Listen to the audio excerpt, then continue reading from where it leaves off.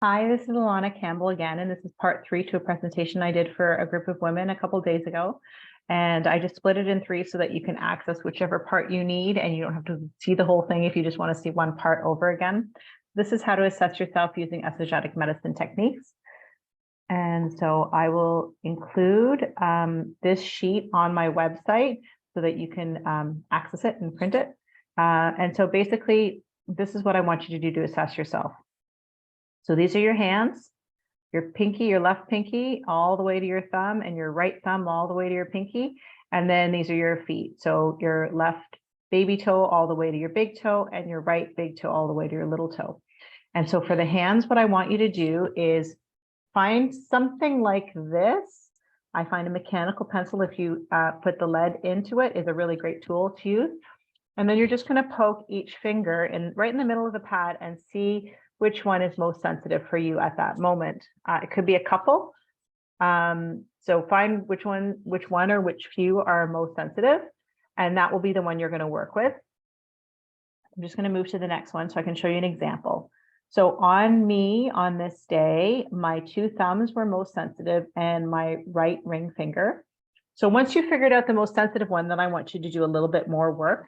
So let's say in my case, this left thumb was most sensitive. So I want you to check the top and the bottom.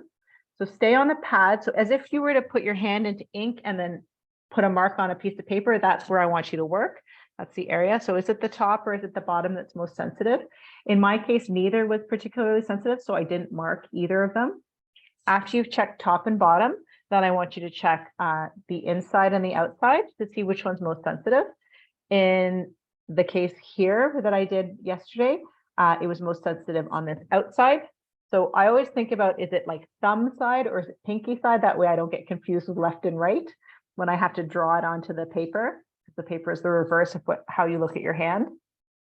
So in this case, it was the outside or the thumb side. And then after you've done the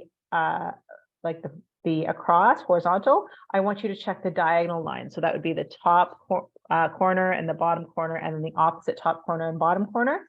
And so in this case, it was both bottom corners on the diagonal. So I circled the outside and the 2 bottom diagonal corners. So then when I went to my right thumb, I did not find that top or bottom were more sensitive, or inside or outside, or thumb side or pinky side. But on the diagonal, I found that both this top area, so this area here was sensitive, and so was this bottom diagonal. So that's called an axis. So when there's an axis, I want you to put a line right through so that I can see that that's a clear axis, that both sides were sensitive. And then when I went to my ring finger, I found that the bottom was most sensitive, not the top. And then when I did the across, I found the pinky side was most sensitive. And then when I did the diagonals, I found that the pinky side of both diagonals was most sensitive. So that's how I marked where I'm sensitive on my hands. When we move to the feet, there's 2 steps. So we don't need to see, is it the top of the toe or the bottom of the toe or the side? We just need to know which toes. So in this instance, same as the hand, right in the middle of the pad of that toe, you just check which ones are sensitive. On me, my toes are more sensitive often. So these 3 were more sensitive and these 2. And then for each toe that's sensitive, I want you to look at that diagonal line across your foot.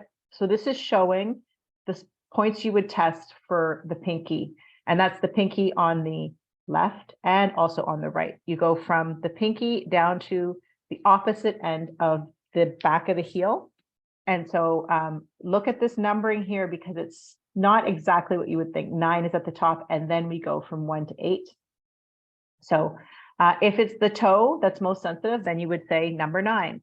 In my case, it was right here that was most sensitive, number 3. And the way I do it is, this is the toe, this is the bottom of so this is the toe print, the bottom of the toe, so where the toe joins the foot. And then this number 2 is in the middle of that front pad, so kind of like this padding of the foot, right in the middle of that would be 2. At the bottom of that is 3. 4 is always the middle of the foot. 5 is kind of the middle of that arch before the heel. 6 gets into the heel. 7 is quite a bit into the heel towards the end. And then 8 is at the end of the heel.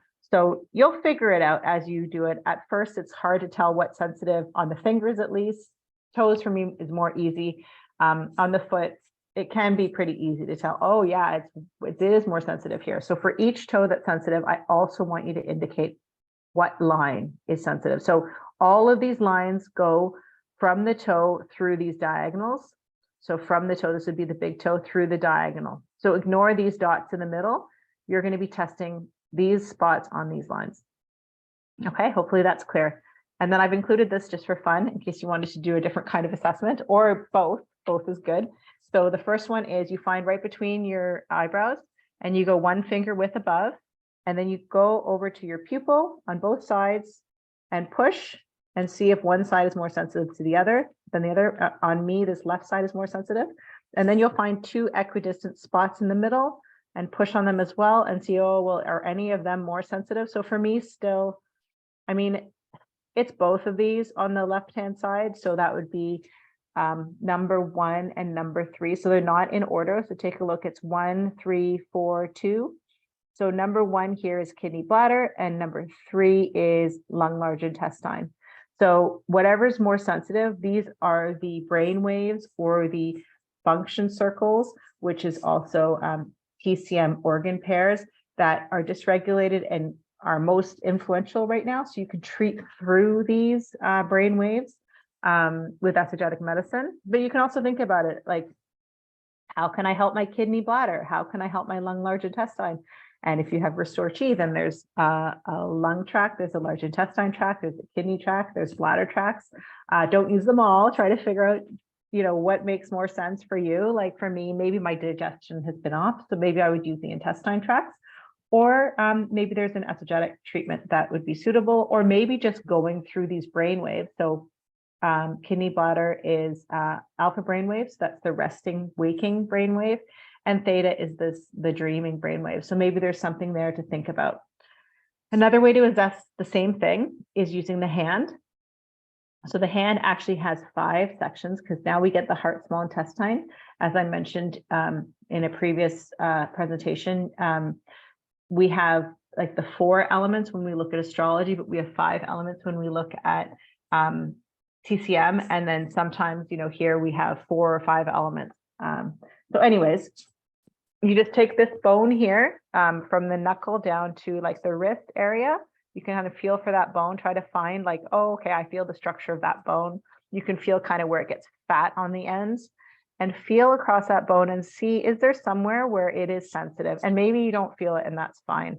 But you can feel along there, and like, maybe for me, I don't know, like,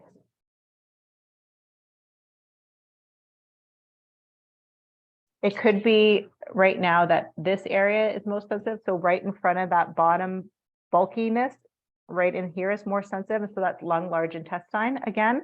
So that would corroborate with, I found the lung, large intestine on this side. So maybe something for lung, large intestine is suitable for me right now, or for that theta dream brainwave. So what you can do with this information, if you want to share it with me, if you're interested in seeing if my services are right for you, is you can book a free 15-minute consultation on my website. You go to yourlifeplan.ca and say book time. And then you can send me your assessment. And in that 15 minutes, we can take a look at, okay, well, what does this mean? And what kind of treatment could we try using Esogetics? And if you say, oh, you know what, that sounds interesting, I will try that. We could book a 30-minute session for $70 to do in person to apply that treatment. And we can see whether it's helpful for you, whether you find things shift in your life. And after we do the treatment, we will assess, or I will have you actually assess again your fingers and your toes to see, okay, what's changed? What did this treatment move anything energetically in our body? If you would rather do something more in depth, because you're like, wow, this is cool, but I really actually want to do something that looks at more factors, you could book a 2-hour session with me, and that would include providing quite a bit of information about your life experience. So I'll show you just quickly. This is the intake form. So if you wanted to, I could also pull out your soul contract, your human design, your gene keys, astrology chart, you know, if you want that information, but that's not necessary for Esogetics. But also your relationship with your mother, and your ability to self-care, your relationship with your father, your ability to go out in the world, your relationships with people, your history, like at all these important age brackets. As I mentioned in the first presentation, like basically whatever happens prenatally repeats in childhood, repeats in adulthood if we don't resolve it. And so, you know, you don't have to provide me with all this information, but the more information you provide me with, then we have more to work with. So I understand, you know, we see the sensitivity in your hands and feet. Oh, and here's the history that it comes from. So these are all the types of questions where you're sensitive on your body. And then also, I would send you this where you would look at each of these are actually astrological signs. So these are all the fire signs. And this is Aries, Leo, and then Sagittarius. And then these are the water signs. So we'd see what kind of pains, what kind of psychological issues, what kind of symptoms do you have? And that would give us an idea of where issues are landing in your body and how we can treat them. So there's 2 pages because there's 4 elements. And then just so you have a big view of what we're doing, here's what I'm having you do for yourself. And then I will look it up based on what do these things mean. There's another document for if you have any axes, so any lines. So what we'd look up those things. And that's, you know, if we just did the hands and feet. But we can also look at marks on your face, marks in your lips, sensitivity on your back, sensitivity on your torso, marks in your eyes. So like bloodshot things that are kind of pointing to areas of your eyes, or in my eye, I have a freckle in one of my eye and then a green portion around it. So we can see, well, what organs are those hitting? Looking at your tongue, checking your neck and then your spine to see what is the meaning of these vertebrae, if they hurt or if they feel out of alignment. So there's lots we can do, and those are just some options for you. And then I just wanted to note that, you know, you can come for one esogetic treatment, and I've had people come for just one and they change their life and then they don't come back for more. And sometimes they are scared by how much they change their life and they backtrack and they're just, you know, they don't make much progress. And, you know, I find that people who do the best with esogetic medicine continue to come, because sometimes the first treatment may not shift anything as far as you can see, or maybe it shifts too much. And so if you continue to work with it, then you start to unfold like a flower and, you know, live life with more ease. And I'm happy to work with clients to create an affordable way to do this. If it's of interest to you to continue to understand yourself and work with yourself and make life easier and more interesting. Yeah, and just this little tiny note that some clients actually buy their own tools and then they can treat themselves, which cuts down on the cost of session time and travel. And then I can, you know, work with them to figure out what treatments would be best, and they try and they send me their results and stuff like that. So I'm very flexible if it's something that's of interest. So thank you very much.